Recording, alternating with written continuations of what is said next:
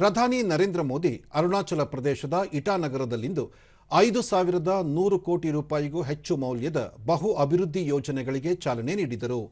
ಕೇಂದ್ರ ಸಚಿವ ಕಿರಣ್ ರಿಜಿಜು, ಅರುಣಾಚಲ ಪ್ರದೇಶ ರಾಜ್ಯಪಾಲ ಕೈವಲ್ಯ ತ್ರಿವಿಕ್ರಮ್ ಪರ್ನಾಯ್ಕ್, ಮುಖ್ಯಮಂತ್ರಿ ಪೇಮಾ ಖಂಡು ಸೇರಿದಂತೆ ಹಲವರು ಉಪಸ್ಥಿತರಿದ್ದರು. अत्यंत ही गौरव का क्षण बनकर हम सभी को अभिभूत करे माननीय प्रधानमंत्री महोदय।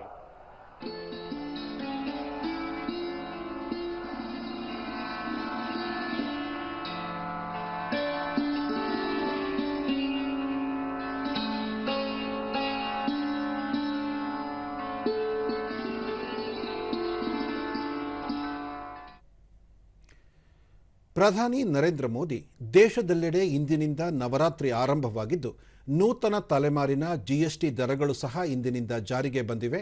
ಅರುಣಾಚಲ ಪ್ರದೇಶದ ಅಭಿವೃದ್ಧಿಗೆ ಹಲವು ಯೋಜನೆಗಳನ್ನು ಜಾರಿಗೊಳಿಸಲಾಗಿದೆ.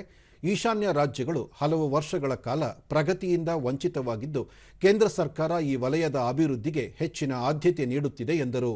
ನಾಗರಿಕ ದೇವೋಭವ ಎನ್ನುವ ಧ್ಯೇಯದ ಅಡಿಯಲ್ಲಿ ಸರ್ಕಾರ ಕೆಲಸ ನಿರ್ವಹಿಸುತ್ತಿದೆ. ಮತದಾರರ ಸಂಖ್ಯೆ ಹಾಗೂ ರಾಜಕೀಯ ಪ್ರಾತಿನಿಧ್ಯದ ಬಲದ ಮೇಲೆ ಗಮನ ಹರಿಸದೆ ಅಭಿವೃದ್ಧಿಗೆ ಉತ್ತೇಜನ ನೀಡುತ್ತಿದೆ ಎಂದು ಹೇಳಿದರು.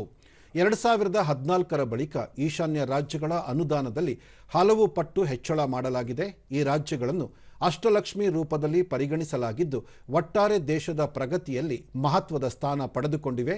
ಸುಗಮ ಸಂಚಾರ, ಸೂಕ್ತ ವೈದ್ಯಕೀಯ ಸೇವೆ, ಉತ್ತಮ ಶಿಕ್ಷಣ, ವ್ಯವಹಾರ ಸೇರಿದಂತೆ ಜನರ ಜೀವನಕ್ಕೆ ಸಂಬಂಧಪಟ್ಟ ಎಲ್ಲ ಕ್ಷೇತ್ರಗಳ ಬಲವರ್ಧನೆಗೆ ಸರ್ಕಾರ ಶ್ರಮಿಸುತ್ತಿದೆ ಎಂದು ತಿಳಿಸಿದರು. ನೂತನ ಜಿಎಸ್ಟಿ ಸುಧಾರಣೆಗಳ ಪರಿಣಾಮವಾಗಿ ದೈನಂದಿನ ಅನೇಕ ವಸ್ತುಗಳ ಬೆಲೆಯಲ್ಲಿ ಇಳಿಕೆಯಾಗಿದ್ದು, ಸಾಮಾನ್ಯ ಜನರಿಗೆ ಅನುಕೂಲವಾಗಲಿದೆ ಎಂದರು. जनार्दन के इतने विशाल रूप में मुझे साफ साफ नजर आ रहा है। साथियों, हमारे अरुणाचल प्रदेश में वैसे तो सूर्य की किरण सबसे पहले आती है, लेकिन दुर्भाग्य से यहां तेज विकास की किरणें पहुंचते पहुंचते कई दशक लग गए। मैं 2014 से पहले भी यहां कई बार आया हूं, आपके बीच रहा हूं।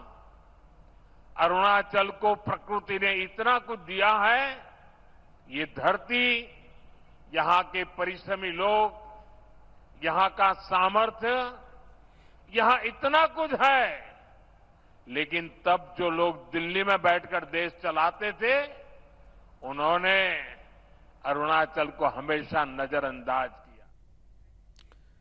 ಸಂಸದೀಯ ವ್ಯವಹಾರಗಳ ಸಚಿವ ಕಿರಣ್ ರಿಜಿಜು, ಜಿಎಸ್ಟಿ ತೆರಿಗೆ ದರಗಳನ್ನು ಇಂದಿನಿಂದ ಕಡಿಮೆ ಮಾಡಲಾಗಿದ್ದು, ಸಾಮಾನ್ಯ ನಾಗರಿಕರು ಹಾಗೂ ವ್ಯಾಪಾರಸ್ಥರಿಗೆ ಹೆಚ್ಚಿನ ಅನುಕೂಲವಾಗಲಿದೆ.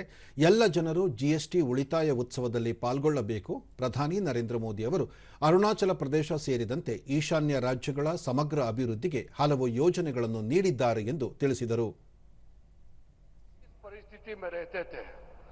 हमारे प्रदेश भौगोलिक दृष्टि से बड़ा है, बहुत तकलीफ है, चैलेंजिंग है। एक डिस्ट्रिक्ट से दूसरे डिस्ट्रिक्ट पहुंचने के लिए, एक टाउन से दूसरे टाउन, एक गांव से दूसरे गांव जाने के लिए कितना तकलीफ हम लोगों को मेहनत करके यात्रा करना पड़ता था। भारत के दौरे पर आते हैं, वो कहते हैं कि ಇದಕ್ಕೂ ಮುನ್ನ ಪ್ರಧಾನಿ ನರೇಂದ್ರ ಮೋದಿ ನೂತನ ಜಿಎಸ್ಟಿ ಸುಧಾರಣೆಗಳ ಕುರಿತು ಸ್ಥಳೀಯ ತೆರಿಗೆದಾರರು, ವ್ಯಾಪಾರಸ್ಥರು, ಕೈಗಾರಿಕಾ ಪ್ರತಿನಿಧಿಗಳೊಂದಿಗೆ ಸಂವಾದ ನಡೆಸಿದರು.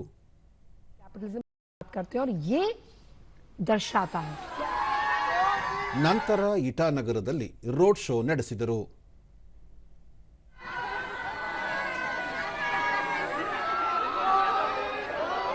ತ್ರಿಪುರಾ ರಾಜ್ಯಕ್ಕೂ ಭೇಟಿ ನೀಡಲಿರುವ ಪ್ರಧಾನಿ ಮಾತಾ ತ್ರಿಪುರ ಸುಂದರಿ ದೇವಾಲಯದಲ್ಲಿ ಅಭಿವೃದ್ಧಿಗೊಳಿಸಲಾದ ನೂತನ ಸಂಕೀರ್ಣವನ್ನು ಉದ್ಘಾಟಿಸಲಿದ್ದಾರೆ.